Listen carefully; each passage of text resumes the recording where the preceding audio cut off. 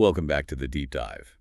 Our mission here is to take the deepest, most complex strategies behind business success, filter out the noise, and leave you, our listener, with the crucial knowledge you need to be immediately well-informed.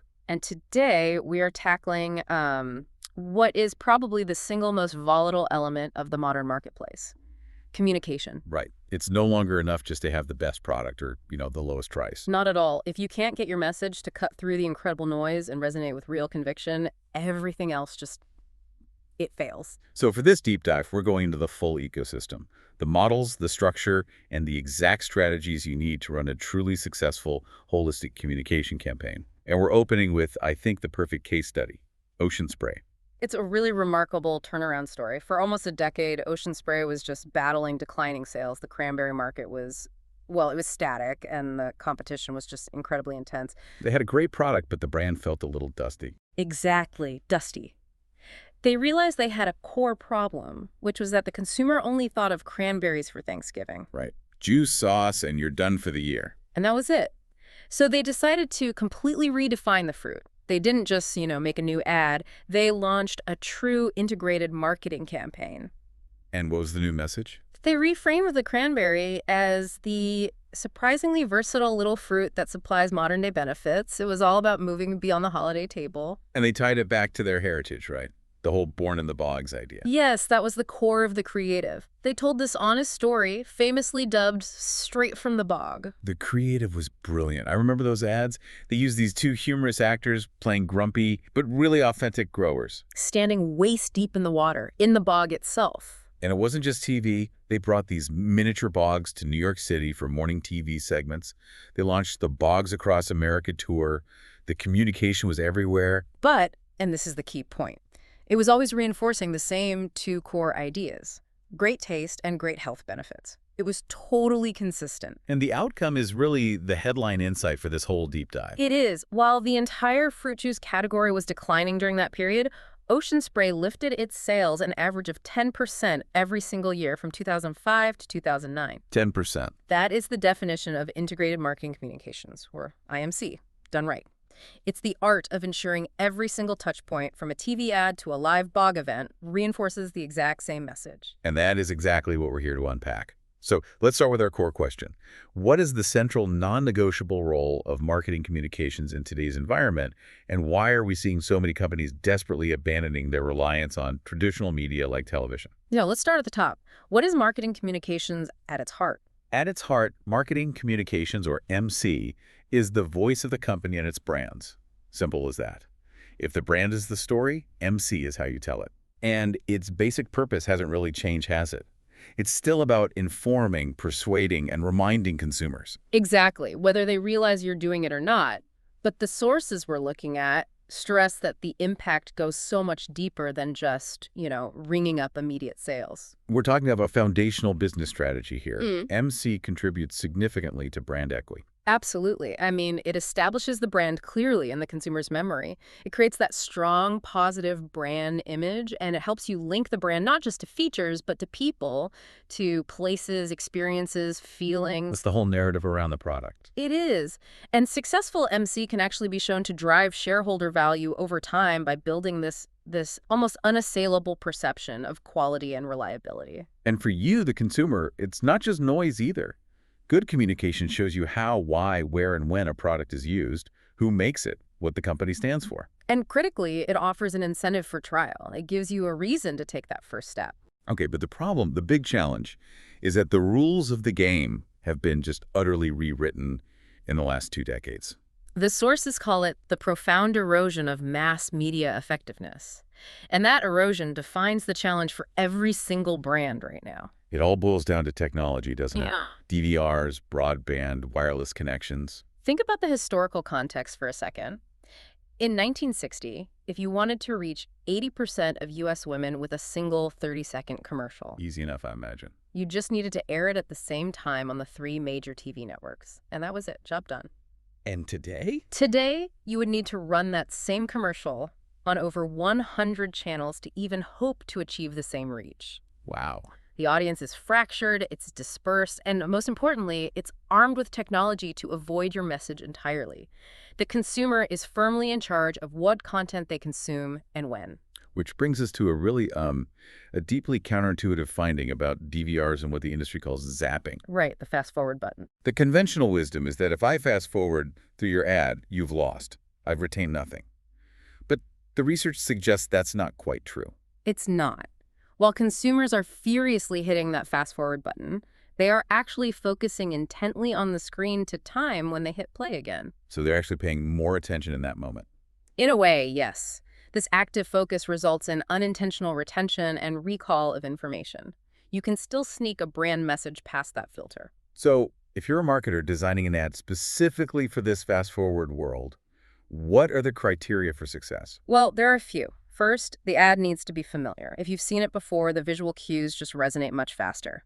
Second, it helps to use familiar characters. And third, it can't have a ton of dizzying scene changes. And the most important part. The brand information, the logo, the key message. It needs to be centralized on the screen because the viewer's eye is locked right there, ready to pause. So even if you manage to defeat the DVR, you immediately slam into this giant wall of clutter. Just the sheer volume of competing messages. It's staggering. I mean, estimates suggest the average city dweller is exposed to between 3,000 and 5,000 ad messages daily. Really? And it's not just TV and radio anymore. It's on social media feeds, at gas station pumps, and doctors' waiting rooms. It has become an unavoidable ambient noise. And some of the examples of this invasive clutter in the sources are almost absurd. We're talking about corporate logos stamped onto supermarket eggs. Right, CBS programs on eggs. I saw ads on subway turnstiles for Jayco. And the most incredible one, U.S. Airways selling ad space on its motion sickness bags. Ads on motion sickness bags. That feels less like marketing and more like a tactical product placement during a moment of profound personal crisis. It really does. But it highlights the desperation to find any open surface, and it's why consumers are feeling increasingly violated. The key implication is that firms must get creative without being intrusive. And that shift from intrusive to creative is perfectly shown by the Motorola Say Goodbye promotion at the Hong Kong International Airport. This was a beautiful piece of experiential, non-invasive branding, so when loved ones dropped off travelers, they could send photos and messages from their phones to these massive digital billboards in the departure area. So as the travelers were checking in, they'd look up and see these emotional farewell messages from their friends and family, all displayed on a digital billboard that was designed to look like a giant Motorola phone. It turned a moment of emotional stress saying goodbye into a really positive brand experience. The brand was the enabler of that connection. They also gave travelers a way to send friends a personalized Motorola-branded video clip with celebrities like David Beckham. So it was relevant, it was personal, and it actually solved a real-world problem. Exactly. And this new environment has forced a massive budget realignment. Companies are pulling back from their dependence on TV. Kimberly-Clark, for instance, cut its TV advertising budget from 60% of their total spend down to 40% between 2004 and 2008. And that 20% didn't just vanish. No, that money was reinvested heavily into internet and experiential marketing. Traditional advertising is still crucial, of course, but for many major firms, it's no longer the only or even the most important tool for building a brand. The Gap's launch of their Born to Fit jeans line for their 40th anniversary is a perfect example of this shift. They went almost entirely digital and experiential. Instead of a huge media-intensive campaign like their famous Packy Swing ads from the 90s, this new launch centered on engagement. It was built around a dedicated Facebook page, video clips, a virtual catwalk online. And the Style Mixer iPhone app, which was really the nexus point, wasn't it? It was. The app let you mix and match outfits, share them with friends for feedback, and this is the key. It gave you location-based discounts when you were physically near a Gap store. So it seamlessly linked the digital engagement to a physical action, get in the store. Precisely. And they backed that up with real-world events. Simultaneous acoustic shows in 700 store locations, and these cool temporary pop-up denim shops in major cities. They created this constant integrated cycle of digital awareness and physical experience. This kind of holistic approach requires a massive toolbox. So let's quickly walk through the 8 major modes of the marketing communications mix that companies now have to manage. This is the modern arsenal. Okay, we'll start with the classic.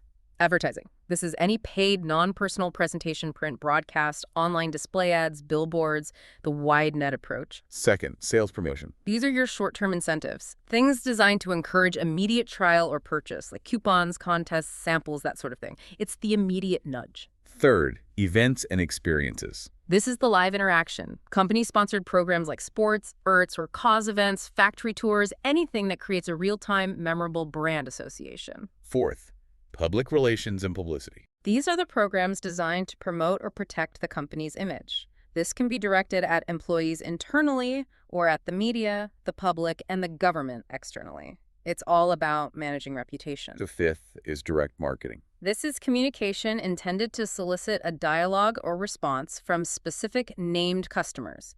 Think direct mail, targeted emails, telemarketing. Sixth, interactive marketing. This is the big one now, the engagement element. Online activities, social media, websites, all designed to build awareness, improve image, or elicit sales through direct customer interaction. Seventh, word-of-mouth marketing. The holy grail. This is organic, people-to-people communication, oral, written, or electronic, about the merits or experiences of a product. It's the most trusted mode by far. And finally, eighth, personal selling. The most labor-intensive, but often the most effective. Face-to-face interaction to make presentations, answer questions, and hopefully secure orders. And the sources are really clear on this. Communication isn't just those 8 tools. Not at all. The sources emphasize that every brand contact delivers an impression. The product's styling, the salesperson's dress, the store decor, how fast the website loads, all of it either strengthens or weakens the customer's view of you. Okay, so before we can start strategically using those 8 tools, we have to understand the underlying mechanics of how communication actually works. We're moving from the toolbox to the theory of transmission. Right, and for that, we rely on 2 primary models. The big picture is the macro model of the communications process. This maps out the 9 essential factors involved in any transmission of information.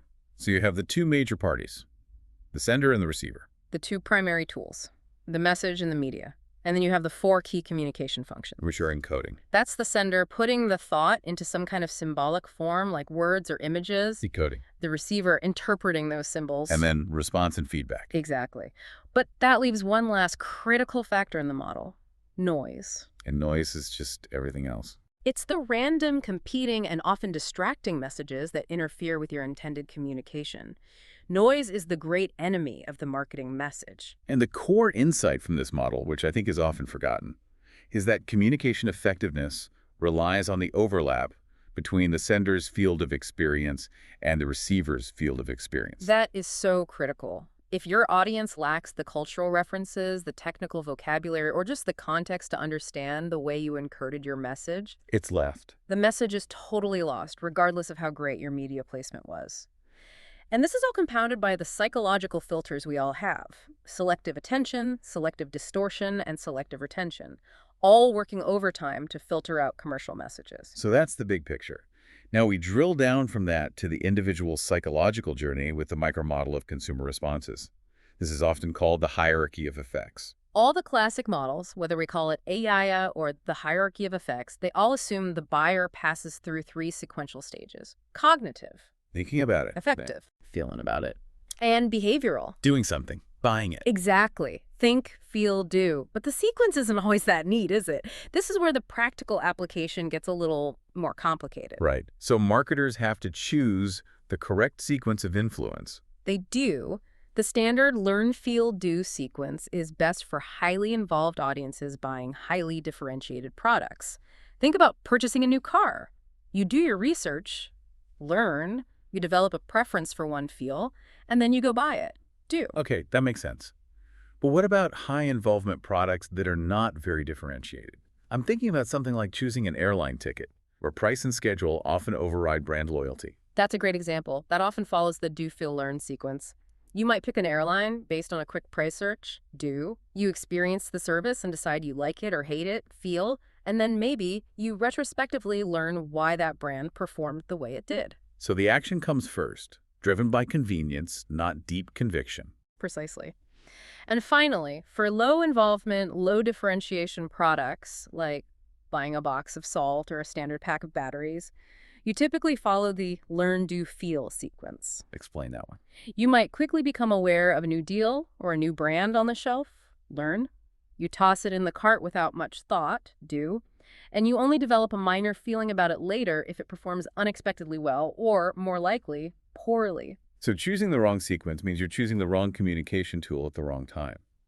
If you try to make someone feel deeply about a commodity like salt, you've probably just wasted your budget. Exactly. And to put these stages into action, let's look at the 6 steps of the hierarchy of effects, using the hypothetical case of Pottsville College trying to recruit high school students. Okay, so the first step is simple, awareness. If most of the target students have never even heard of Pottsville, the objective is just to build name recognition. Step 2 is knowledge. Once they're aware, they need specifics. Is it a state school? Is it known for science? Pottsville needs to communicate specific, desirable attributes like, say, excellent programs in English and history. Third, liking. They might know about the college, but they might hold some unfavorable, maybe outdated perceptions about it. And here, the communicator must first fix the underlying problem, the old saying, good deeds followed by good words, and then communicate that renewed quality. Fourth is preference. So the audience might like Pottsville, but they still prefer a competing university. Now, the job is to build a specific preference by comparing Pottsville's value, its faculty, and its outcomes directly against those competitors. Fifth, we have conviction. Preference is still just a positive thought. Conviction is the actual intent to act. Right. The communicator needs to turn that positive preference into a genuine intent to apply and enroll. And sixth, the final step, purchase or action. This is where the rubber meets the road. The college has to actively lead students to take that final step, maybe by offering special campus visits or partial scholarships to sweeten the deal. And this step-by-step process reveals the sheer fragility of communication. This is what we call the probability challenge. And this is where the math gets, frankly, terrifying for marketers. I love this part. It really hammers home why IMC is just not optional anymore. Okay, so if we assume that the probability of successfully accomplishing each of those 6 steps, awareness, knowledge, liking, preference, conviction, and purchase, is a moderate, maybe even a generous 50%. Then the joint probability of all 6 of those steps succeeding and leading to an actual enrollment is 0.5 multiplied by itself 6 times. Which results in a successful conversion probability of only 1.5625%. 1.5%. That is devastating. I mean, if the success rate for each step is only 10%, which is probably more likely in a cluttered market, the joint probability plummets to 1 chance in a million. Exactly. This mathematical fragility is the ghost in the machine. It underscores why a marketer cannot afford a single weak link, a single confused message, or a single inconsistent brand contact. The planning has to be meticulous. So to combat that devastating probability, our sources outline 6 ideal goals that every ad campaign must achieve to increase its odds of success. Right, and they are all necessary. First, ensure the right consumer is exposed to the right message at the right place and time. Second, the ad has to grab their attention, but not distract from the intended message itself. Third, it must properly reflect the consumer's current understanding of and behavior toward the brand. You have to meet them where they are. Fourth, the ad has to correctly position the brand using specific points of difference versus competitors. Fifth, it needs to motivate consumers to seriously consider purchasing the brand. And sixth, it must create strong, lasting brand associations so that when the consumer is actually in the store ready to buy, those positive communication effects kick in. That probability challenge is now the constant thread guiding our entire process. So how do we build a strategy that overcomes those 1.5% odds? We turn to the 8 detailed steps for developing effective communications. Step 1. Identify the target audience. And this goes way beyond just demographics. We have to define whether they are potential buyers, current users, deciders, or influencers. And crucially, we have to profile that audience based on their usage. Are they new to the category? Are they loyal to a competitor? Are they heavy users or switchers? This informs whether our objective is retention or conversion. You also need to perform what's called an image analysis to profile their existing brand knowledge and their perceptions, both good and bad. Step 2. Determine communications objectives. Once we know who they are, what do we want them to actually do? We rely on 4 primary functional objectives that any communications program has to target. The first is category need. What does that mean exactly? You have to establish the product or service as necessary in the first place. If you're introducing a totally new technology, say electric cars 20 years ago, You first had to communicate the need for electric vehicles before you could sell your specific brand of one. Makes sense. Second objective, brand awareness. This is fostering the ability to either recognize or recall the brand. Recognition is easier, like seeing a logo in a store, and that's essential at the point of purchase. And recall. Recall is much harder. That's thinking of the brand when you're outside the store, and that is foundational for building brand equity long term. Third is brand attitude. This is helping consumers evaluate the brand's ability to meet a relevant need. This is where you address the why. Is the need negatively oriented, like cleaning products that solve a problem? Or is it positively oriented, like gourmet food that provides sensory gratification? And the fourth objective is a big one, brand purchase intention. This is moving consumers from just liking the idea to actually committing to the purchase. And this is often aided by specific calls to action, like coupons or limited time offers. Buy now. We often see sophisticated campaigns hitting multiple objectives at the same time, and the GE Smart Grid initiative is a perfect example of this. It was a complex idea handled with incredible creativity. Right. GE was trying to sell a complex, highly technical concept, fundamentally redesigning the entire U.S. power grid using intelligent technology. So they had to achieve understanding of the concept and strengthen GE's reputation as an innovative leader. They used incredibly engaging creative to do it. Their 2009 Super Bowl ad featured the Scarecrow from The Wizard of Oz singing about wanting a brain, symbolizing the grid needing intelligence. And online, they had these little animations of chirping birds on electrical wires and electrical pylons playing the banjo like something out of an American folk song. The whole campaign just translated this dry, technical concept into relatable, emotional, and often humorous content. And the augmented reality microsite plugin to the smartgrid.com then offered a deeper interactive learning experience. They successfully increased public understanding, that's category need and knowledge, while dramatically improving GE's reputation, which is brand attitude. Okay, moving on, we tackle the creation phase. Step 3, design the communications. We have to define the strategy, the creative, and the source. The message strategy is the core appeal or theme. The goal is to find a theme tied directly to the brand's positioning. Is the reward rational, sensory, social, or ego-driven? Then the creative strategy is the how, translating that theme into a real execution. And we can divide this into two major appeal types, informational and transformational. Informational appeals are all about logic and reason. They elaborate on attributes and benefits. These are your classic problem solution ads like Excedrin demonstrating headache relief or product comparison ads showing how one service beats another. And when you're doing this, a marketer has to make a core decision. Do you draw the conclusion for the audience? It's a tough call. Our sources argue that the best ads often ask questions or leave a little bit of stimulus ambiguity, allowing consumers to draw their own conclusions. This can often broaden the appeal look at the Honda Element.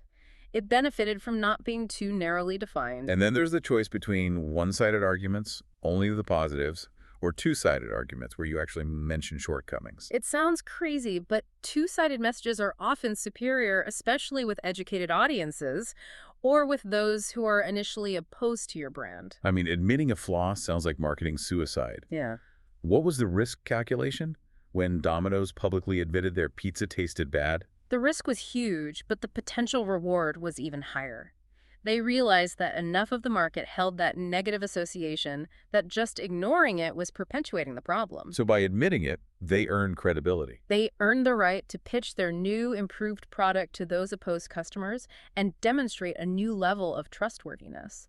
It's a really powerful way to overcome a negative perception. So the other major execution style is transformational appeals, which basically skip the logic and go straight for emotion or the non-product image. Right. These elaborate on the experience of using it. Examples include showing the type of person who uses the brand VW's Drivers Wanted captured a feeling, or the experience itself, like Pringles, once you pop, the fun don't stop. Transformational appeals often rely on negative emotions too.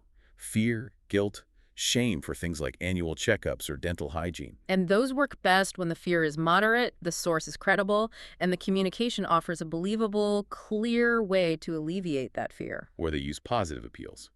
Humor, pride, joy, or what they call borrowed interest devices like babies, puppies, music, or sex appeal.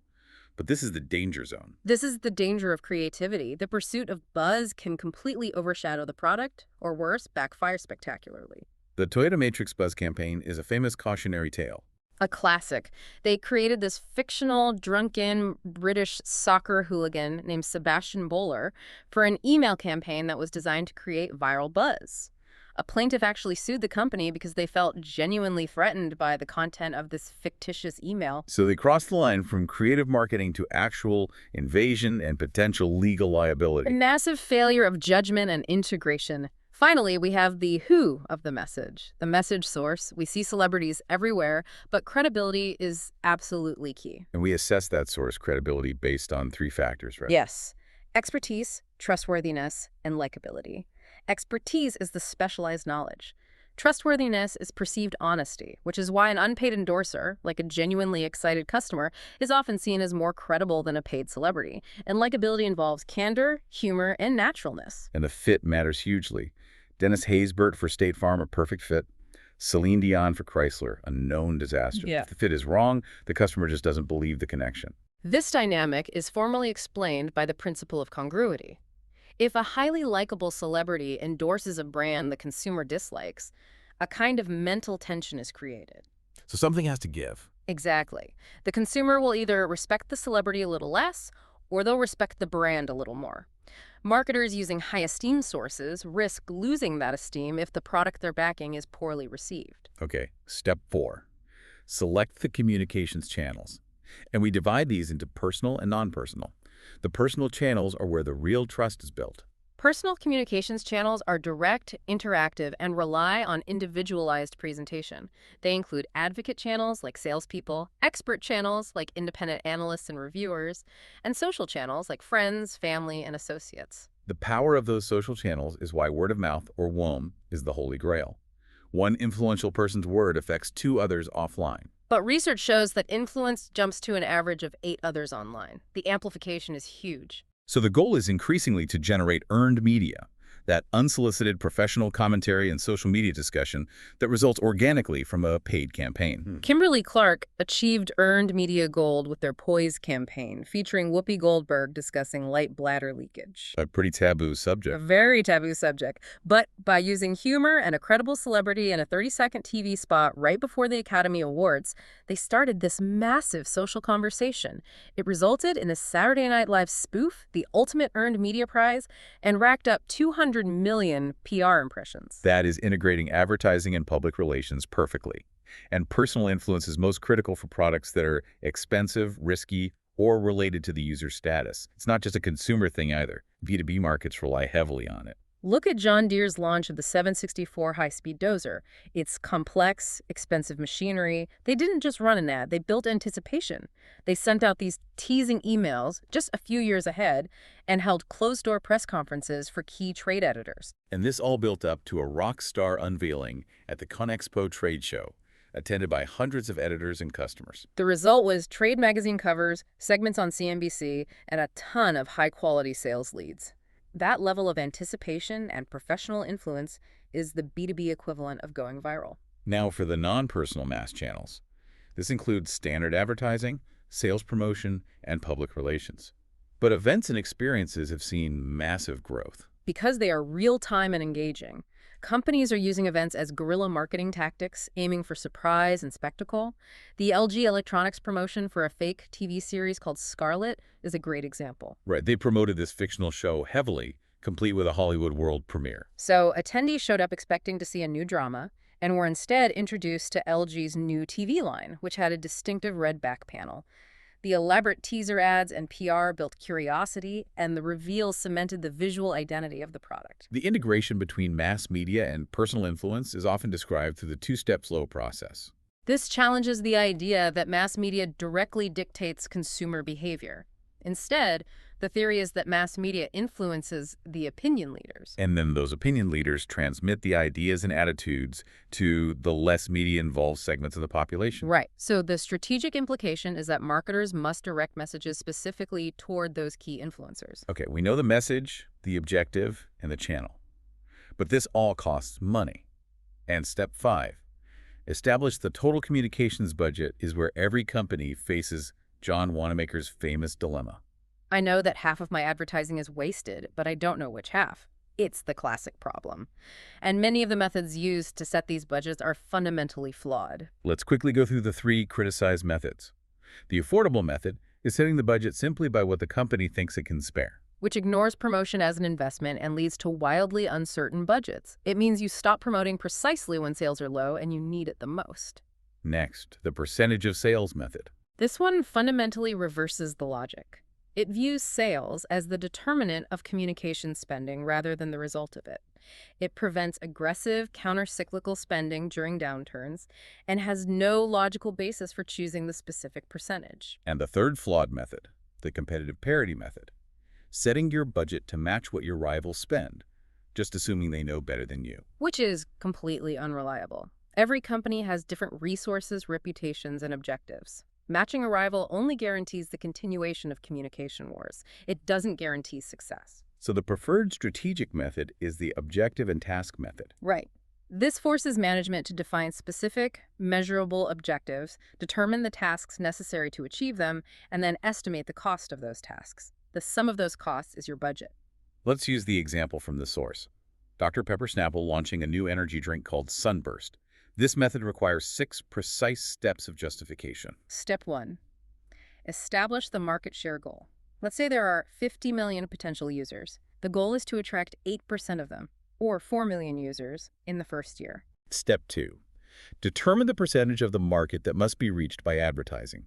The advertiser assumes they must reach 80% of those prospects, that's 40 million people, to make the goal feasible. Step 3. Determine the percentage of aware prospects that should be persuaded to try the brand. So they need 25% of those 40 million people, or 10 million, to try it, assuming that 40% of those who try it become loyal users. Step 4. Determine the number of advertising impressions required per 1% trial rate. Based on market research, the marketer estimates that 40 total exposures are necessary to get 1% of the target population to try the product. Step 5. Determine the number of gross rating points, GRPs, that must be purchased. A GRP is just a simple unit of measurement. It represents one exposure to 1% of the target population. So we need 40 exposures for 80% of the population. That's 40 times 80, which gives us 3,200 GRPs needed. And the final step, 6. Determine the necessary advertising budget. If the cost to purchase one GRP is, say, $3,277, the total budget needed is 3,200 GRPs multiplied by that cost, which results in a budget of roughly $10.5 million. The power of this method isn't just the final number, but the fact that you have to justify every single assumption along the way. You can't just pull a percentage out of thin air. It forces strategic thinking and reveals the necessary trade-offs. It makes you defend your logic. So once that total budget is justified using the objective and task method, we have to distribute that money strategically across those 8 communication tools we talked about. Let's look at the unique advantages of each one. Okay, advertising's key benefit is pervasiveness. You can repeat the message endlessly. It also provides amplified expressiveness, allowing you to dramatize the brand with visuals and sound. And, of course, you have control over the exact content. Sales promotion is all about getting attention, providing an immediate incentive, some kind of value to the consumer, and serving as a direct invitation to transact right now. Public relations and publicity, which is often underused, offers incredible high credibility. A news story just feels more authentic than a paid ad. It can also reach hard-to-find buyers who tune out mass media, and it allows for dramatization by telling the company's authentic story. Events and experiences are relevant because the consumer is personally invested in them.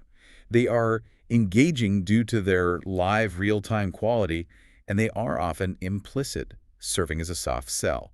Direct and interactive marketing is highly customized to the individual. It's up to date because preparation can be very quick, and it's inherently interactive, meaning it changes based on the recipient's immediate response. Word-of-mouth marketing is the most influential tool because people trust sources they know. It is personal and intimate dialogue, and it is always timely, occurring exactly when people are most interested. And finally, personal selling, which is most effective later in the buying process, provides direct personal interaction, allows for the cultivation of deep, lasting relationships, and secures an immediate response from the buyer. Now, marketers have to consider several factors when deciding the final mix of these tools. First up, the type of product market.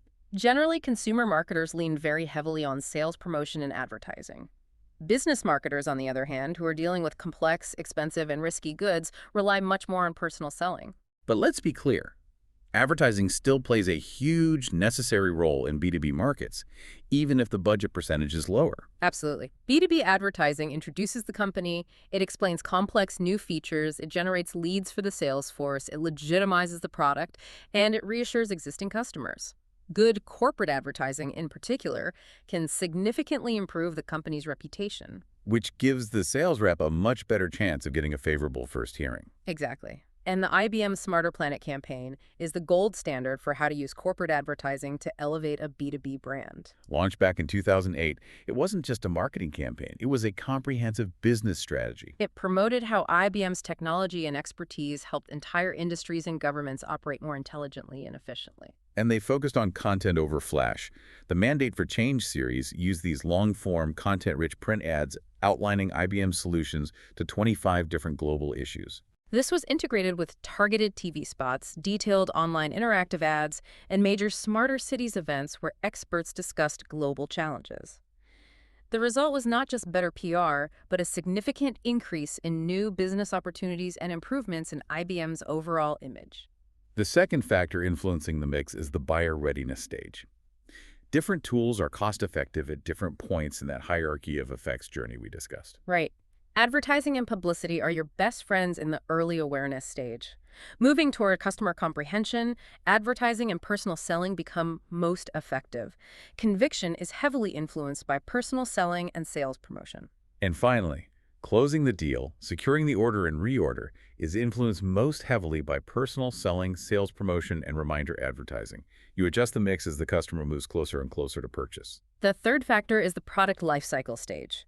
The ideal mix shifts dramatically as the product matures. So in the introduction stage, you need high visibility. So advertising, events, and publicity are the strongest tools. During growth, word of mouth and interactive marketing take over as demand builds organically. In maturity, advertising and personal selling regain importance to defend market share and encourage loyalty. And in the decline stage, resources are cut back, and usually only sales promotion remains strong, just to move the last of the inventory. All of this complexity, the erosion of mass media, the 8 tools, the product lifecycle, it all culminates in the undeniable necessity of managing integrated marketing communications, IMC. The market is fragmented from a few mass audiences to countless mini-markets, and the media proliferation has made it impossible to reach everyone with one message. Companies must adopt a 360-degree view of the consumer. So the official definition of IMC is a planning process that ensures all brand contacts received by a customer are relevant and consistent over time. It's about seamlessly coordinating all the disciplines for maximum clarity, consistency, and impact. The implementation of this idea has meant huge structural shifts in the industry. Large agencies are consolidating, offering promotion, PR, design, and web development all under one roof. It's a one-stop shopping approach. And what's the ultimate payoff of successful IMC? Stronger message consistency, massive benefits in building brand equity, and a much greater sales impact. It forces management to step back and unify the brand images across every single activity the company performs.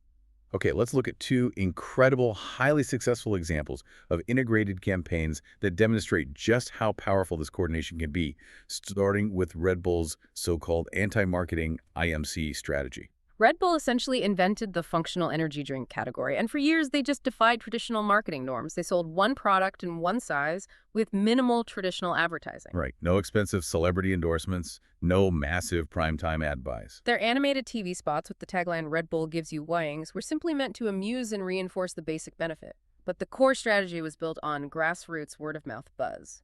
They used a sophisticated seeding program, right? Micro-targeting opinion leaders first. Exactly. They would hit the trendy shops, the clubs, and the bars before they touched the supermarkets. They targeted college campuses and extreme sports events, handing out free samples to people who looked like they needed a lift. Their entire brand image is built on these extreme events and experiences.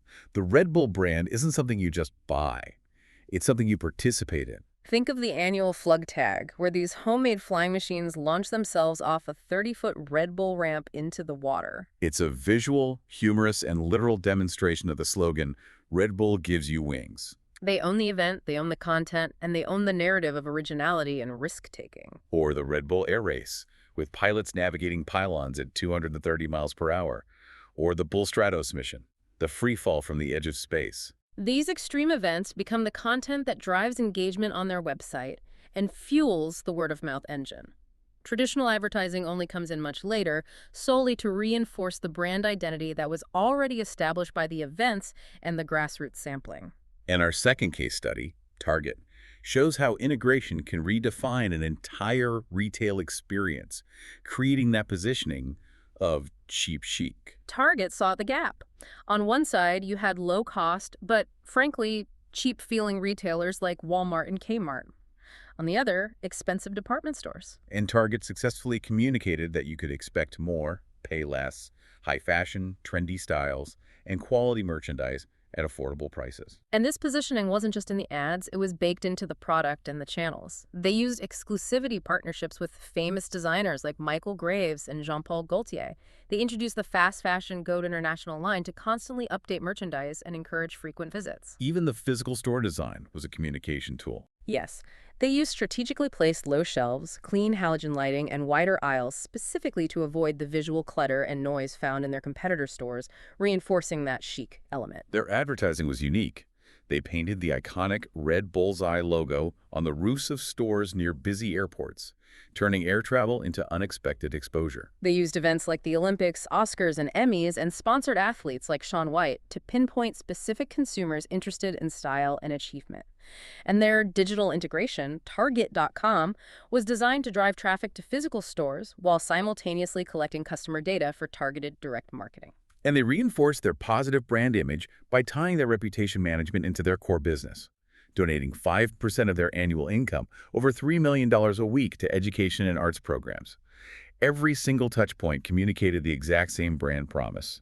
And even when the 2008 recession hit, Target adapted. They couldn't ignore the cutbacks in discretionary spending. So they quickly tweaked their strategy, adding necessities like perishables and shifting their communication to emphasize value, using phrases like fresh for less while seamlessly maintaining that high-style perception. Finally, to really assess whether a program has achieved this level of seamless coordination, our sources give us 6 critical criteria for testing integrated IMC programs. The first is coverage. What proportion of a target audience is reached by each communication option, and how much overlap is there? Are we reaching everyone or just a small segment repeatedly? Second is contribution. This is the inherent ability of a single communication to create the desired response awareness, image, or a sale all on its own without relying on any other communication option. Third, commonality. This refers to consistency. It's the extent to which common associations and themes are reinforced across all communication options, ensuring the brand image is cohesive and easily recalled. Fourth, complementarity, which sounds like the opposite of commonality. It kind of is. It's the extent to which different associations are emphasized across options, ensuring they work in tandem to create a whole that is greater than the sum of its parts. What's an example of that? Think of the Snickers Betty White Super Bowl ad. The TV ad itself created massive, fleeting curiosity, that's contribution, but its real goal was to drive engagement, that's complementarity, by forcing millions of people to visit the website afterwards to get the deeper story. The two channels work perfectly together.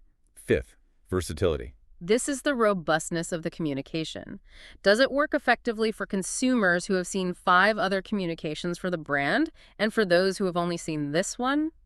It has to work at multiple levels of exposure. And finally, sixth, cost. All 5 of those criteria must be weighed against the expense to ensure the maximum efficiency of the entire integrated communications program. So this deep dive has really shown us that the world has moved on from the days of mass media dominance.